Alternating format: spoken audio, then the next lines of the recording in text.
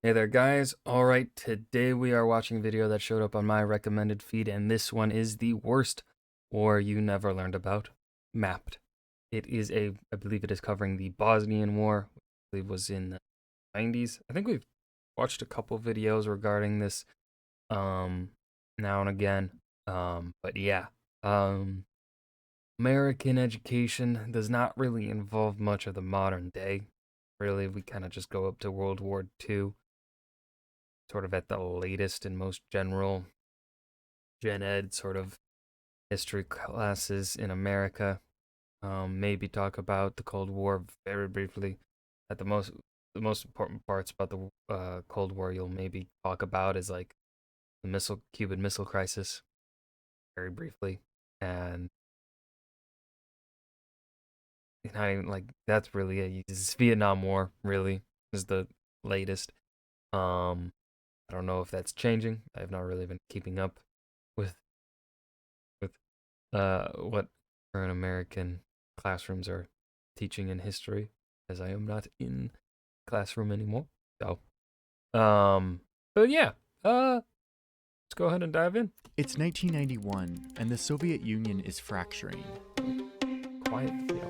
And down here, another communist party is failing. Yugoslavia, a federation of 6 countries, is ripping itself apart. Their economy is in ruin, and they're replacing communism with nationalism, the kind that thrives on focusing on ethnic and religious differences. By the end of 1991, Croatia, Slovenia, and Macedonia have all declared independence. Macedonia is allowed to leave peacefully, but Slovenia and Croatia fight wars to be independent from Yugoslavia. And then you have Serbia, populated primarily by Christian Serbs, and they were not going to let Yugoslavia fully fall apart. Together with Montenegro, they attempt to become the successor state to Yugoslavia. After all, it was they who held the most power in Yugoslavia, and who comprised the majority of the Yugoslav army. They didn't want independent states.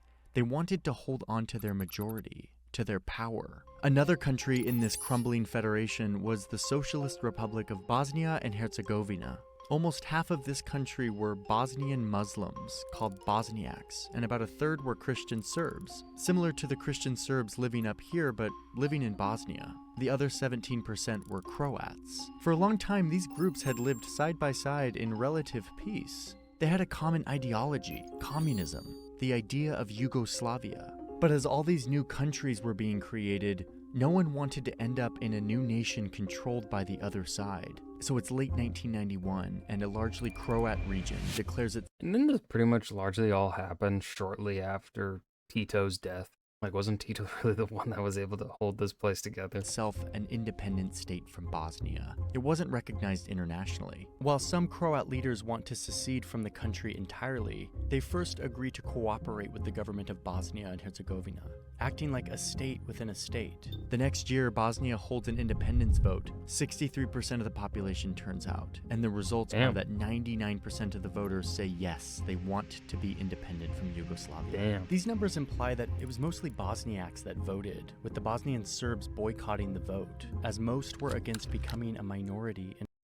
Yeah, and that percentage tracks. 63% voter turnout, 90%, 99% for independence, and a third of the population is supposed to be Christian Serbs. Yeah, math is mathin'. In a new Bosnia. So after the independence vote passed, the Bosnian Serbs declared their own state within the borders of Bosnia. It was called Republika Srpska. No one recognized this new self-declared country besides one, and it was the one that mattered. Serbia and Montenegro now had this leader, an important part of the story. His name was Slobodan Milosevic. He recognizes the new Serb state within Bosnia, and this marks the start of the Bosnian War. My God, but look at those borders. They are disgusting. Why support a country with borders that look like that? Well, obviously going to war, slaughtering, and committing genocide will fix borders. Bosnian War.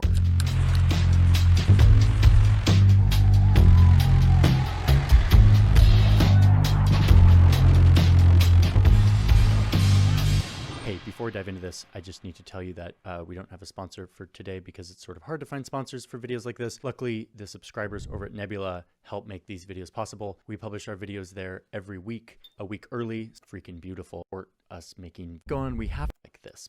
I'll give more detail on that at the end of the video. For now, let's dive into this. Now, before we go on, we have to look back up here at Serbia, this leader, Milosevic. This guy was a hyper-nationalist. He made his career stirring up ethnic tensions between Serbs, Croats, and Bosniaks. So he's seen all of this as a good thing, as an opportunity to further his vision of creating a new, greater Serbian nation across the former Yugoslavia. And remember, Serbia is where the capital of the former Yugoslavia was. The Yugoslav army is dominated by Serbs.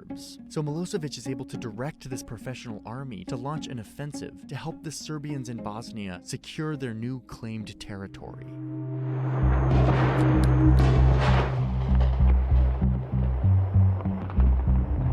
To fight back, the Bosniaks and Croats form an alliance to protect their own chances of independence. But Serbs have this large professional army on their side. It's much more powerful, and it quickly surrounds the Bosnian capital city, positioning tanks, artillery, and snipers on the hills around the city, blocking roads and supply routes. Their goal is to take the capital as fast as possible, and to end this war quickly. They start firing indiscriminately, attacking civilian populations with tanks, artillery, and sniper fire, killing thousands in a siege that would last for years. And while this city was majority Bosniak, Croats and Serbs lived there too, but the Serbs pummeled it anyway. The UN quickly attempts to negotiate with Milosevic and Serb forces, and they reach a quick agreement to withdraw the Yugoslav army. But what really happens is the Yugoslav army just gives up control of around 100,000 Serb troops, who mostly continue fighting Fucking hell, of course. for the Serbs in Bosnia. As Yugoslav forces withdraw from Sarajevo as part of this agreement, the retreating forces are attacked by Bosniak troops. An unknown number of Yugoslav army personnel are killed. Bosniak commanders would later be charged with war crimes for this attack. As the war rages on, Serbs escalate the brutality all over the country, routinely identifying Bosniak homes, ransacking and burning them down, rounding up civilians, separating the men from the women, and sending the men to concentration camps or executing them. Women are sent to prisons where they suffer abuses and human rights violations that I'm not going to describe here for how atrocious they are. You can go to the sources for details. The point here is that what the Serbs are doing is starting to look like an ethnic cleansing of the land they claimed. Meanwhile, Starting to look like? I think we're past the look like stage. I think we're in the what they are actively doing stage. the international community is hesitant to get too involved beyond cutting off the Yugoslav economy with sanctions, and the UN sends food, medicine, and peacekeeping soldiers. They also cut off the flow of weapons from the outside. But the UN mostly sticks to its peacekeeping principles, not interfering in the conflict, not stopping the advance of the Serbs or the ongoing ethnic cleansing that has begun. But the situation in Bosnia is getting worse. And I think this is where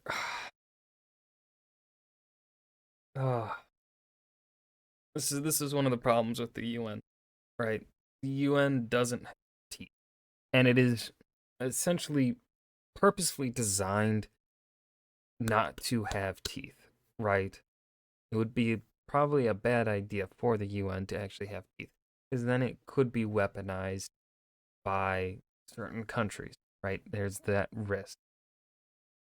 But what ends up happening, because the UN does not really have any actual teeth in this conflict, right? Now, of course, the UN, all nations of the world, can embargo Serbia and Milosevic here, right? They can do that, but that still takes time. And by the time that those embargoes are hurting Serbia enough to ruin Milosevic's popularity,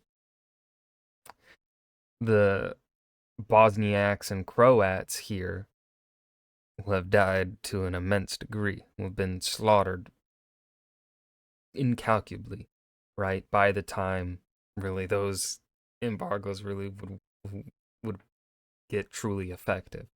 Now, of course, they'd feel them right away, but it's still, it takes time. Whereas if the UN had some teeth here and sent a sizable peacekeeping force, right, to stand there and contest the Serbian military, and also restrain Bosniaks and the Croatians from seeking vengeance. Um, less death, less death. But because of the UN's design, not really meant to have teeth in that regard, they can't do that. No.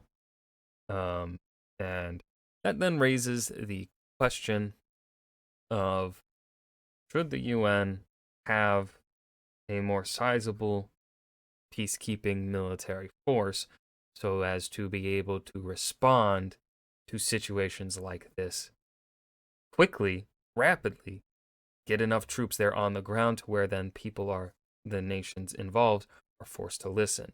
However, this then runs the issue, as I said, of that could be quite possibly abused or lead to rising tensions among other members of the world organization, right? One of those things of like, what is the answer here? Obviously, I think what ends up happening is, I think other, coalition forces then becomes really the, I guess, answer, right? To intervene and stop and get involved here, which I think is what happens. I think American troops are actively sent or something. Or at least American planes are. I think equipment and planes might be sent. I can't remember. We'll get there eventually. But like, no, it's just one of those. What is the right way? Like, how do you effectively handle this as a world organization?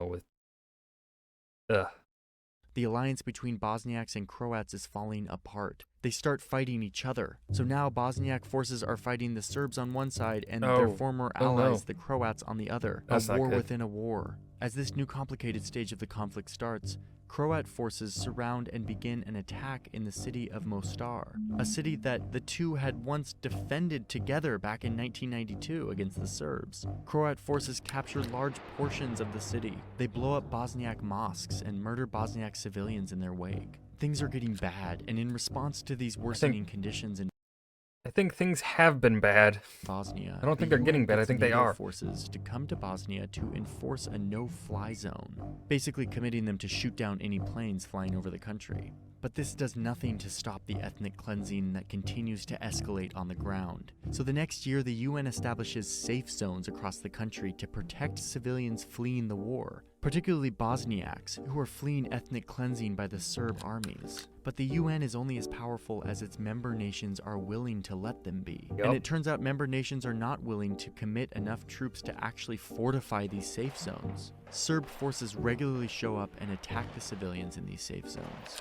The United States, who's still trying to stay out of this war, helps negotiate peace between the Croats and the Bosniaks, thus ending the war within the war. They sign an agreement in March of 1994, re-establishing the Federal Republic of Bosnia and Herzegovina. And most importantly, they renew their alliance to fight against the Serbs. Things slowly start to change in 1994. Bosnian Serbs decline a peace deal offered by the UN. In response, Milosevic, who's now feeling the consequences of being cut off from the global economy, now cuts Okay, see, now 2 years later, he is feeling it. But because UN, the world organization, did not want to really get involved more than economic sanctions and enforcing a no-fly zone, right? What we see here, 2 years of fighting and 3 years of fighting have gone on. 3 years of Croatians and Bosniak being slaughtered by Serbians. If the UN, NATO, had been more willing to enforce militarily with their own superior forces, that Serbia cannot really contest at this time in history, right? We're looking at early 90s here. NATO and the UN is like at their peak, okay? So they could have easily probably enforced a peace. Now,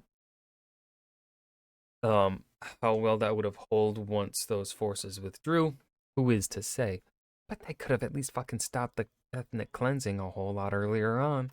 Ties with the Bosnian Serbs, refusing to send them more weapons and money. He wants to remain in power, controlling his new Yugoslavia, and hopes that cutting ties with the Bosnian Serbs who are doing all these terrible things will convince the West to begin trading with him again. So Milosevic's support is now gone, but even still, the Bosnian Serbs continue their campaign of horror, committing atrocities all over the country. But it's not just the Serbs. Bosniaks and Croats have also devolved into committing terrible, violent human rights abuses against civilians. As the war rages on, NATO continues to enforce their no-fly zone, shooting down a Serb jet and getting more and more pulled into this conflict as Serb forces get bolder. Former President Jimmy Carter travels to Bosnia and negotiates a 4-month ceasefire. It mostly holds, with a few exceptions, but the ceasefire expires. Of course, good old Jimmy was able to do it. They can't agree on a new one, and the fighting starts again. Serb forces are able to steal heavy weapons from the UN and then use them to kill civilians. NATO continues to ramp up airstrikes. Serb forces respond by taking UN peacekeepers hostage and shooting down a US F-16. Serb forces are feeling emboldened at this point. They have consistently held around 70% of the land in Bosnia, and even pushed back UN peacekeepers without major consequences. And they see an opportunity for one last big offensive to end the war and secure all of this land. They just need to take over the UN safe zones, kick the UN out, and then take Sarajevo with overwhelming force.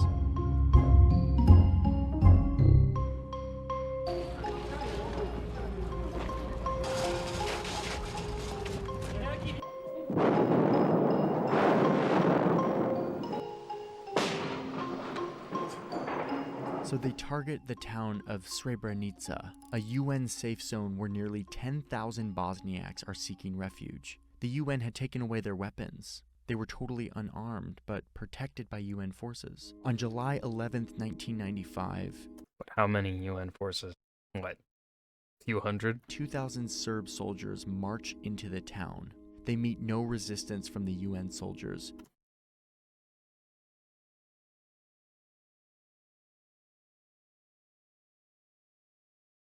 Oh my god. Who decided to maintain their neutrality and defend supplies and food for their refugees instead of the people. There aren't gonna be any refugees to give that food and supplies to because the Serbs are just gonna fucking slaughter them. My god. Themselves. But these UN soldiers were really just 370 Dutch soldiers. They were outmatched anyway, so some retreat, others are captured. The Serb forces then round up 8,000 Bosniak men and boys, and then they systematically execute them, comprising the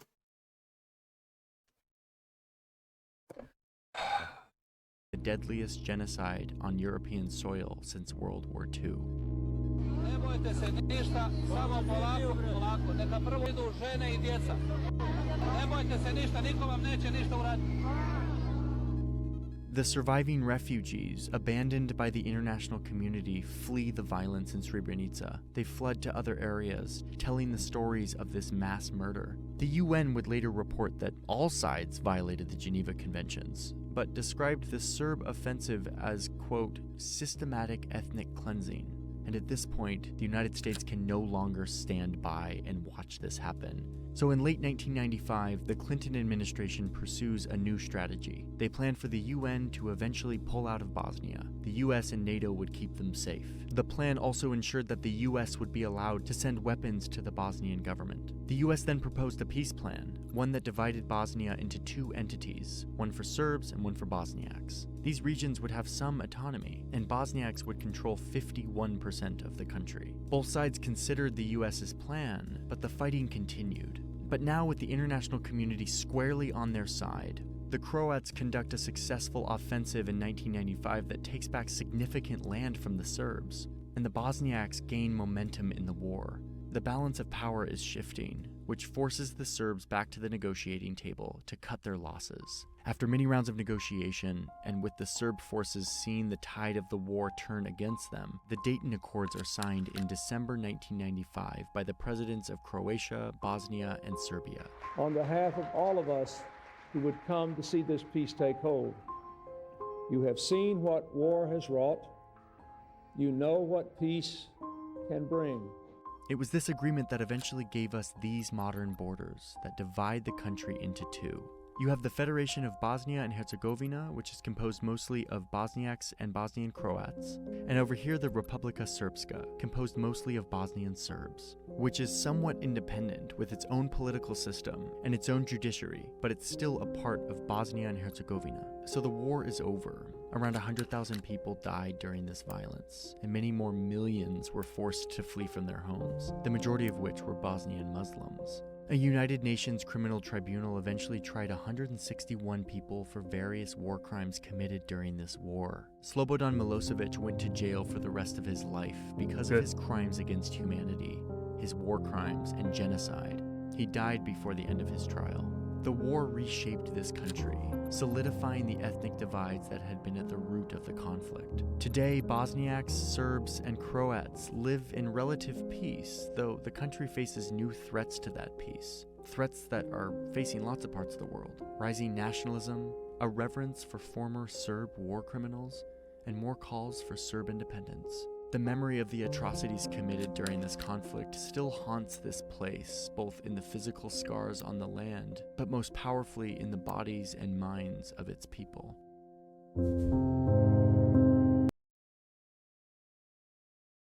There is an ambulance going by. You can probably hear it as I am talking. There they go. Is there going to be another one? Now, and that was the worst war you never learned about, mapped by Johnny. I think overall this was really good. There were some ways in which some things were phrased that I wasn't too particularly a fan of. But overall, it was a good video. It's a good video, and it talked about a war that is hardly really covered, I think, in especially America. So, yeah, it's a good video. I don't really know what else to say. It's just a fucking tragedy that people can be so terrible. If I can kill their neighbors like this, it does not make sense. But yeah, I don't really know what the solution would be, right? Do you get a more forceful UN? But then that could lead into problems, right? What is the balance here in regards to international responsibility and how quickly they are to respond to these situations, right? And intervening in sovereign states, right? It's like,